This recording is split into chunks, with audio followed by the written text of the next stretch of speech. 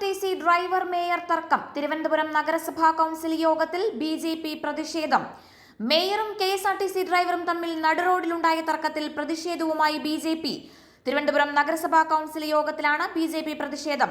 BJP councillor അനിലാണ് വിഷയം council യോഗത്തിൽ അവതരിപ്പിച്ചത്. പിന്നാലെ ഭരണകക്ഷി കൗൺസിലർമാരുമായി വാക്കേറ്റമുണ്ടായി.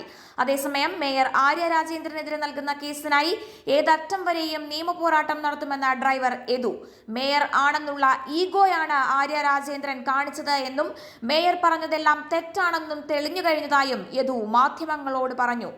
SSLC ഫലപ്രഖ്യാപനം മെയ് 8-ന്, +2 VHSC ഫലപ്രഖ്യാപനം മെയ് 9-ന്.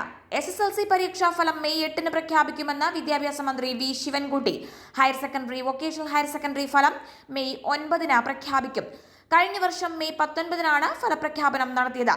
ഇത്തവണ 11 ദിവസം മുമ്പ് തന്നെ ഫലപ്രഖ്യാപനം നടത്തുകയാണ് എന്ന് മന്ത്രി പറഞ്ഞു. ഇക്കൊല്ലം SSLC പരീക്ഷ എഴുതിയത് 4,27,105 വിദ്യാർത്ഥികളാണ്.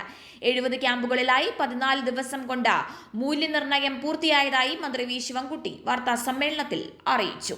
മൂന്നാം ഘട്ടത്തിൽ മത്സരിക്കുന്ന NDA സ്ഥാനാർത്ഥികൾക്ക് മോദിയുടെ കത്ത്. കോൺഗ്രസിനെതിരെ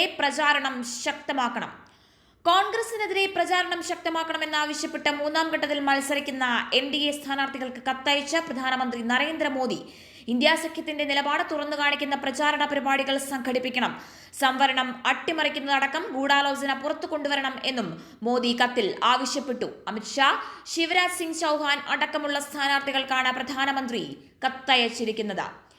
MVD ഉദ്യോഗസ്ഥർക്കെതിരായ പരസ്യവിചാരണ ടെസ്റ്റിൽ മുഴുവൻ ഉദ്യോഗസ്ഥരും പരാജയപ്പെട്ടു.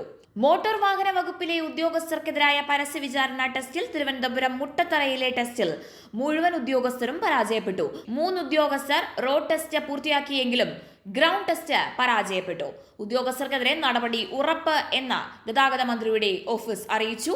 15 മോട്ടോർ വെഹിക്കിൾ ഇൻസ്പെക്ടർമാരെയാണ് വിളിച്ചുവരുത്തി ടെസ്റ്റ് നടത്തിയത്.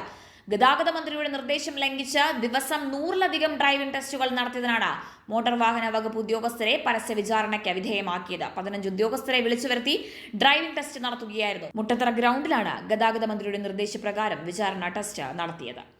കാശില്ലെങ്കിൽ കാറ്റുമില്ല. കൊച്ചി കോർപ്പറേഷൻ മേഖലാ ഓഫീസിന്റെ ഫ്യൂസ് ഊരി KSEB. വലഞ്ഞ് ജീവനക്കാർ. കൊച്ചി നഗരസഭയുടെ മേഖലാ ഓഫീസിന്റെ ഫ്യൂസ് KSEB ഊരി. ഫോർട്ട് കൊച്ചിയിലെ കൊച്ചി കോർപ്പറേഷൻ ഓഫീസിന്റെ ഫ്യൂസാണ് ഊരിയത്.